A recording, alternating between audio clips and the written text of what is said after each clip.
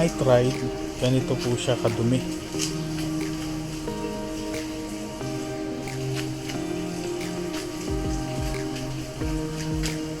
Although ito, nabuhusan ko na ng tubig in some of the parts. Ayan, ang dumi niya po. Good job for the radiator guard. But as you can see, ang dumi.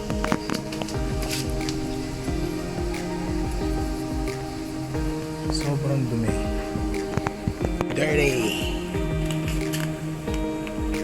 So, what I have learned from my ride yesterday is na-share ng friend ko, which is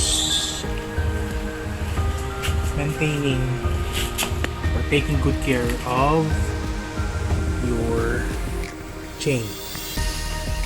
Right, as you can see,